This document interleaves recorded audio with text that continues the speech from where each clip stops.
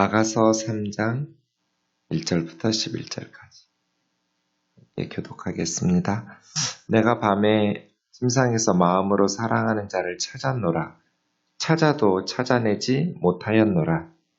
이에 내가 일어나서 성 안을 돌아다니며 마음에 사랑하는 자를 거리에서 큰 길에서나 찾으리라 하고 찾으나 만나지 못하였노라. 성 안을 순찰하는 자들을 만나서 묻기를 내 마음으로 사랑하는 자를 너희가 보았느냐? 하고 그들을 지나치자마자 마음에 사랑하는 자를 만나서 그를 붙잡고 내 어머니 집으로 나를 잉태한 이의 방으로 가기까지 놓지 아니하였노라. 예루살렘 딸들아, 내가 노루와 들사슴을 두고 너희에게 부탁한다.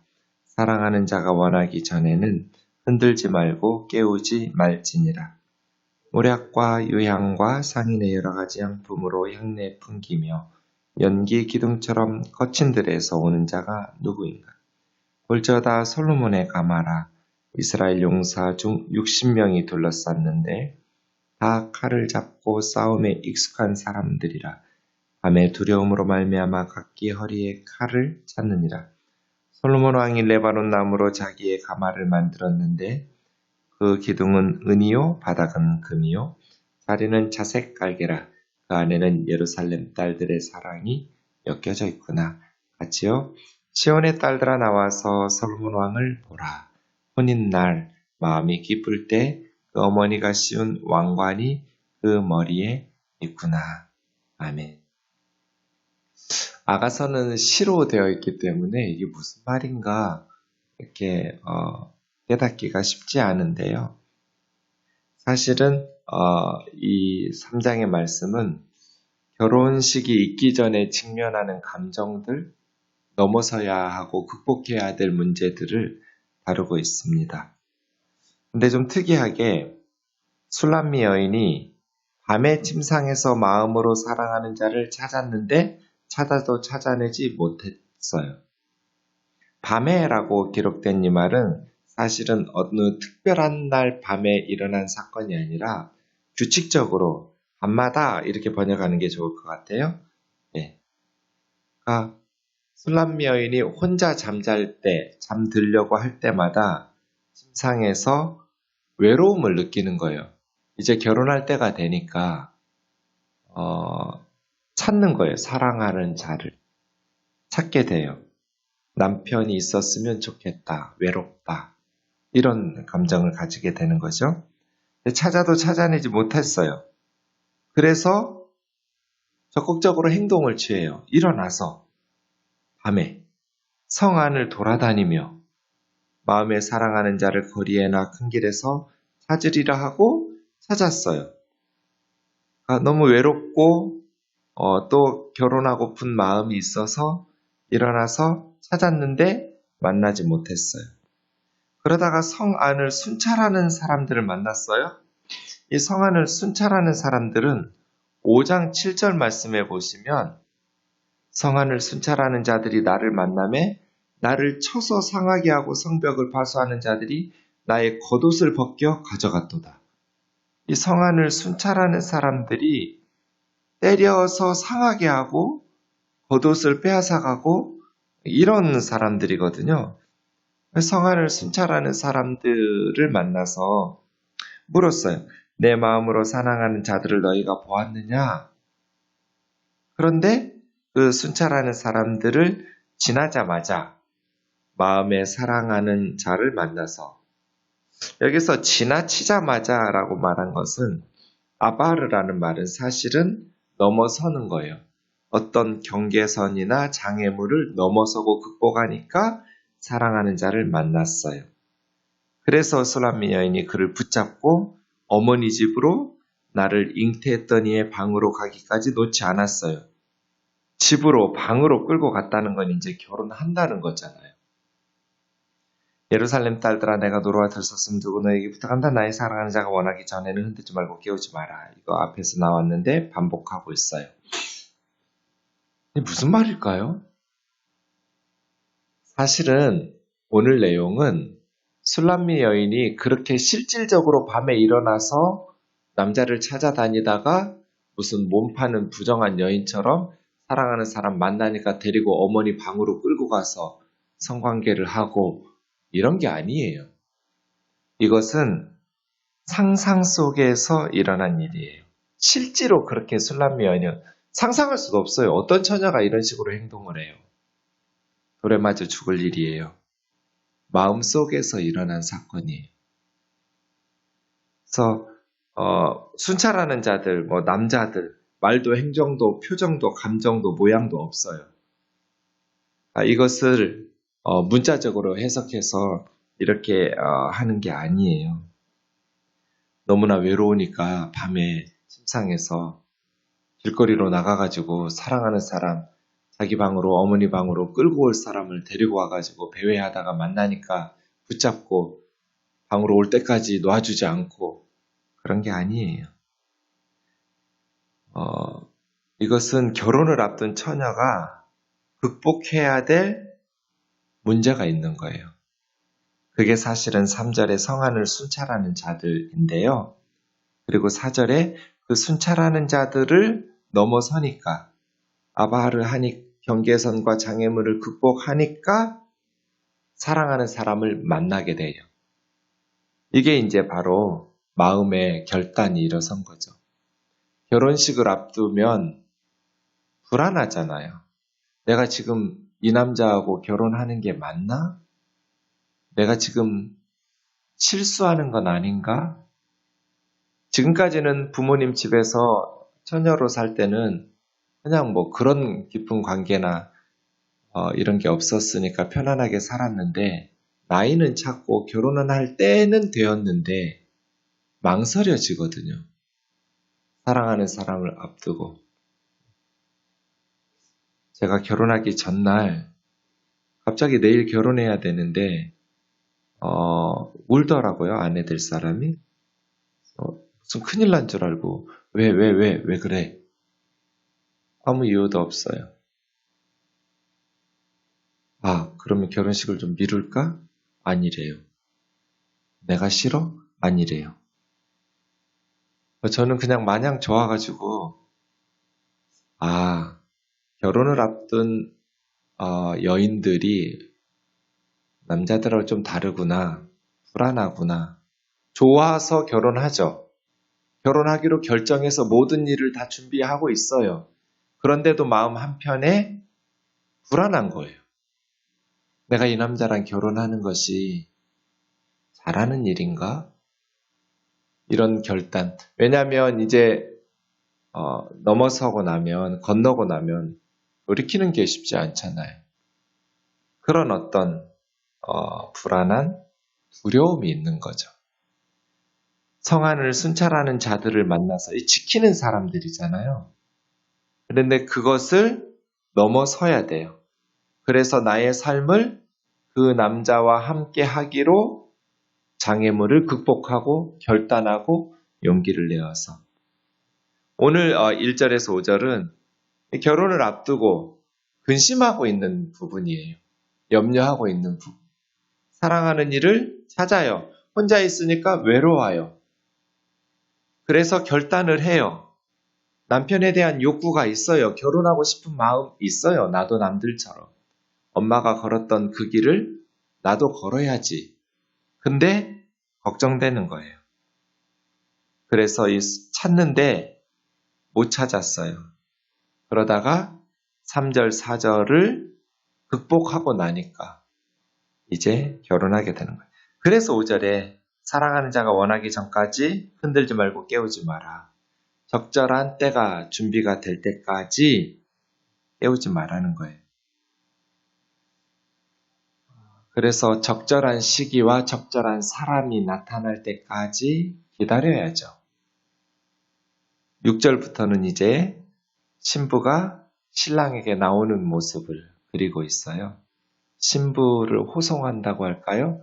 이렇게 신랑에게 모략과 요양과 상인의 여러 가지 향품으로 향내를 풍기며 연기 기둥처럼 거친 들에서 오는 자가 누구인가? 신부는 향기로운 것으로 꾸미죠. 상인들의 향품은 그러니까 그 동네에서 나는 게 아니에요. 수입업자나 뭐 무역하는 사람이나 장사하는 사람들이 아주 이국적인 향수를 뿌리는 이런 거겠죠. 향기 나는 그런 아름다움을 풍기면서 연기기둥처럼, 지금처럼 아스팔트가 아니었을 테니까요. 많은 사람들이 이 신부를 가마에 태우고 나오면 먼지가 일어나겠죠. 흙먼지가. 연기기둥처럼 거친 들에서 오는 자가 누구인가? 누구냐면 술람미 여인이죠. 볼지어다 솔로몬의 가마라. 솔로몬의 가마는 최상급 가마겠죠. 가장 부자였으니까요. 용사 중 60명이 둘러쌌는데 신부의 행렬은 신랑의 친구들이 이렇게 동행하거든요. 그런데 왕실 근위대 엘리트 부대가 60명이 에워싸고 에스코트하면서 신부를 신랑에게로 데려오는 거죠. 다 칼을 잡고 싸움에 익숙한 사람들이라 어떤 상황에서도 이 신부의 가마가 신랑에게까지 도착할 동안 막아낼 사람이 없어요. 왜냐하면 싸움에 익숙한 60명이 완전 무장하고 호송하고 있기 때문이에요. 각각 허리에 칼을 차고 밤의 두려움으로 말미암아 60명의 호송대가 신부를 호위하면서 인도하고 있어요. 그러니까 밤에는 도둑도 있고 강도들도 나올 수 있고 그렇게 매복해서 위험에 처할 수도 있으니까 밤의 두려움. 안전하게 그 밤의 두려움을 뚫고 신부를 신랑에게로 인도하죠. 솔로몬 왕이 레바논 나무로 자기 가마를 만들었는데 성전 건축에 썼던 최고급 목재죠. 레바논의 백향목. 기둥은 은이고 그 덮개를 지지하는 기둥은 은으로 또 그 가마의 바닥은 금으로 자리는 자색 깔개로. 이 자색은 지중해 동부 연체동물 분비물로 만들어지는 염색 재료거든요. 아주 비싼 염색이에요. 그렇게 최고급 가마에 예루살렘 딸들의 사랑이 엮여져 있구나. 사랑이라는 단어로 수놓은 그것이 가마 안에 있는 거죠. 시온의 딸들아 나와서 솔로몬 왕을 보라. 혼인날 마음이 기쁠 때 그 어머니가 씌운 왕관이 그 머리에 있구나. 신랑의 어머니가 결혼식을 할 자기 아들에게 화관을 씌워주는 거예요. 그 머리에. 지금 뭐를 넘겨주는 거예요. 신랑의 어머니는 아들에게 왕관을 씌워주면서 지금까지는 엄마 아들이었지만 이제부터 너는 너의 아내의 남자가 되라 하고 신랑의 어머니가 결혼식 날 화관을 씌워서 아들에게 주면서 며느리에게 내어주는 신랑의 마음은 기쁨으로 가득 차 있죠. 네. 이 신부를 신랑에게 데려오는 장면, 그리고 그 신부를 맞이하기 위해서 신랑이 기쁨으로 준비하는 장면, 특별히 신랑의 어머니가 신랑의 머리에 관을 씌워주는 장면들, 이것이 마치 왕비를 왕에게 데려오듯 묘사하고 있어요. 실제로 모든 결혼식이 다 이렇게 최고급 가마에 왕에게 데려오는 왕비처럼 이렇게 결혼식을 하지는 않죠. 하지만 그런 마음으로 그만큼 신부를 신랑에게 데려오는 그 과정, 그 의식이 매우 존엄하고 고귀한 사건이다. 신부 입장, 신랑 입장이 매우 중요한 순간이다. 라는 말을 하는 거죠. 우리는 들어오는 결혼식장에서 신랑 입장과 신부 입장이 아무것도 아닌 것 같지만 사실은 매우 중요한 결단을 내리고 부부가 되기로 결정을 했던 두 사람이 왕비처럼 왕처럼 그렇게 하나님 앞에서 결혼식을 하게 됩니다. 영광스러운 왕위 즉위식처럼 왕비의 즉위식처럼 묘사하고 있어요. 오늘 본문에서 솔로몬 왕을 보라 하는 11절의 솔로몬은 실제로 솔로몬일 수도 있고요. 사실은 솔로몬과 같은 신랑, 왕과 같은 신랑 이렇게 해석할 수도 있고요. 어쨌든 그렇게 중요한 순간에 반드시 어머니들은 자기 아들을 며느리에게 넘겨야 돼. 가끔 저에게 권사님들이 목사님 우리 아들 좋은 사람 좀 소개시켜 달라고 그래요. 그럼 제가 물어요. 권사님은 아들을 결혼시킬 준비가 됐냐고. 대답하세요. 아, 그럼요. 우리 아들 직장도 있고요. 네, 결혼하면 집도 같이 살 집도 마련할 수 있고요. 다 준비됐어요. 아니요, 권사님. 그런 준비 말고요. 아들 직장도 있어야 되고 뭐 살 집도 준비해야 되고 하겠지만 권사님이 준비가 됐냐고요. 엄마가 준비가 됐냐고요. 내가 뭘 준비해요? 떠나보낼 준비가 됐냐고요. 아들을. 한다고 했는데 모르겠어요.